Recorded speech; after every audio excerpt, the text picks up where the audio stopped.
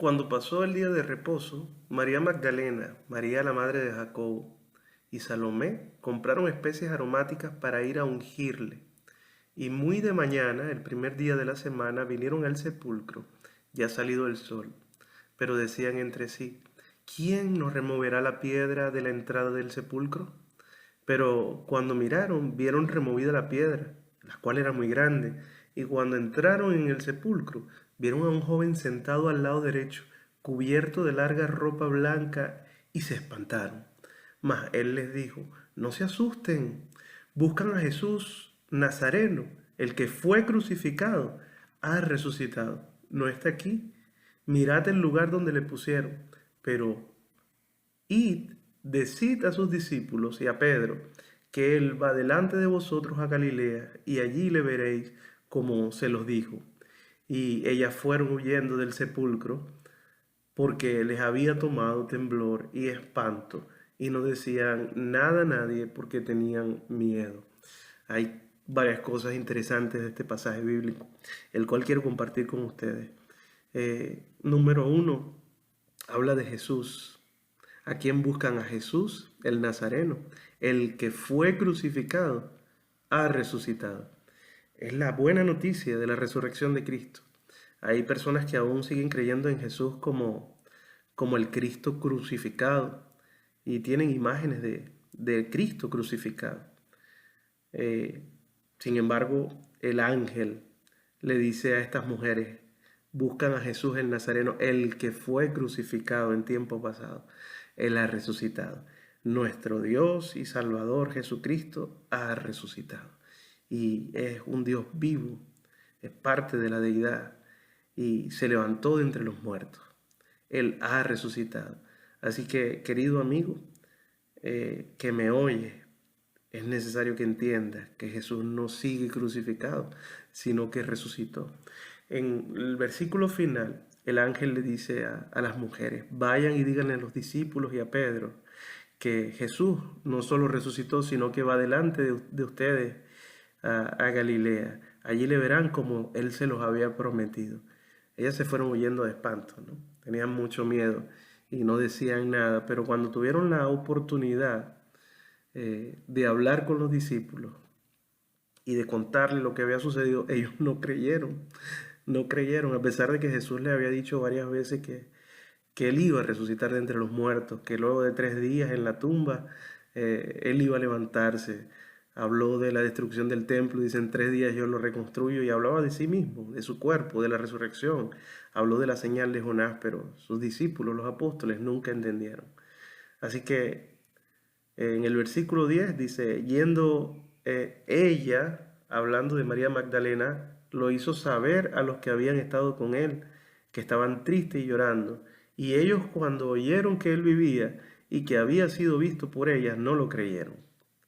Y la historia de la resurrección de Cristo está llena de incredulidad.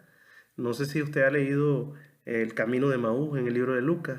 Eh, Ellos tampoco creían en la resurrección de Cristo, a pesar de que eran discípulos. Y llegó un momento en que Cristo se les reveló tal cual era, y ellos se llenaron de gozo, de alegría. Igualmente, dice la Biblia, fueron a hablar con los otros discípulos y tampoco creyeron.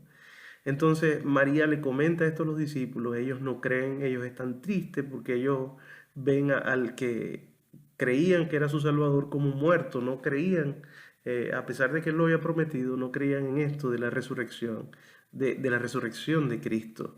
En el versículo eh, 12 dice, pero después apareció en otra forma a dos de ellos que iban de camino yendo al campo. Esta historia también está en Lucas, hablando del camino de Maús. Dice, ellos fueron y lo hicieron saber a los otros y ni aún a ellos creyeron. Estamos hablando de sus apóstoles. Yo quiero que usted note que la resurrección de Cristo está rodeada de incredulidad. Sin embargo, hay un encuentro pendiente con Cristo y sus discípulos. Un encuentro que había sido anunciado de antemano, que había sido organizado con mucho tiempo. Jesús debía decirle algo a sus discípulos que no pudo decirle, o que no era el tiempo de decirle en sus 3 años de ministerio. Y debía decírselo una vez que resucitara. ¿De qué noticia se tratará? que Jesús necesitó resucitar de entre los muertos para poder dársela a sus discípulos. Ahora, ya fue María y no le creyeron.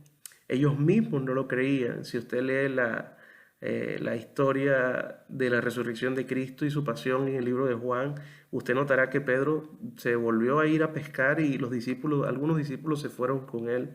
Ahora, María va, él no lo cree, ellos no lo creen. Los del camino de Maús van y le dicen, sí, resucitó, nosotros lo vimos. Y ellos aún así no lo creen. En el versículo 14 de Marcos, capítulo 16, dice, finalmente se apareció a los 11 mismos.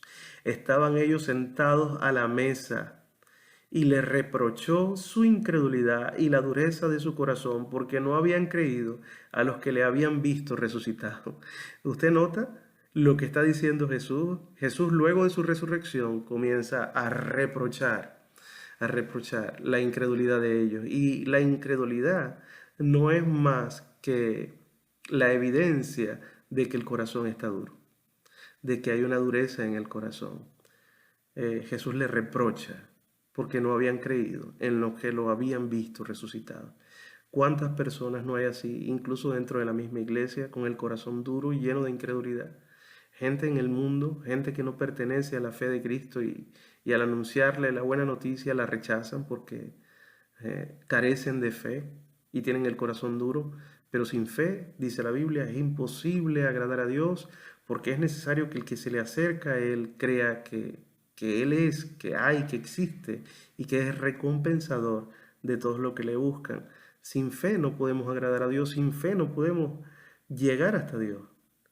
Ahora, de la fe, dice la Biblia, del creyente, que es más precioso que el oro, y la cual también debe ser probada, aunque no es el tema que estamos hablando hoy, pero fíjense, sus discípulos que estuvieron 3 años con él, viéndolo hacer milagros, resucitar muertos, caminar sobre el mar, multiplicar alimentos, sanar endemoniados, paralíticos, echar fuera demonios, lunáticos, etcétera. Ellos habiendo visto todo esto y andando con Jesús y conociendo su sabiduría, no creían en su resurrección.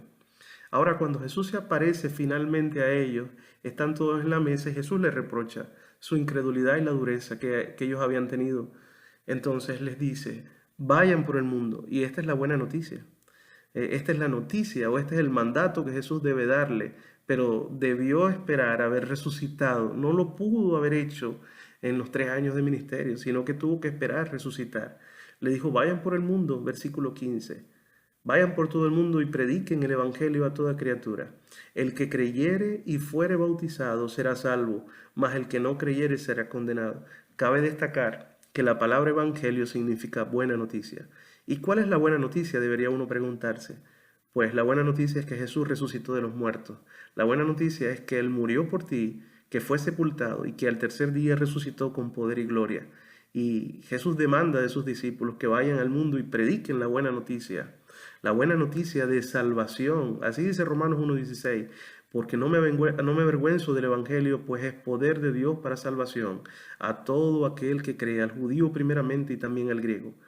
Note que Dios tiene poder para abrir el mar en dos, para hacer caer maná desde el cielo, pero hay un poder diferente a todas las manifestaciones de poderes que tuvo anteriormente en toda la historia de la creación en adelante, y es el poder del evangelio, es el poder de la buena noticia, es el poder de la resurrección. Y el mandamiento de Jesús es que vayamos por todo el mundo y prediquemos el evangelio a toda criatura, sin excepción, y el que creyere y fuere bautizado será salvo.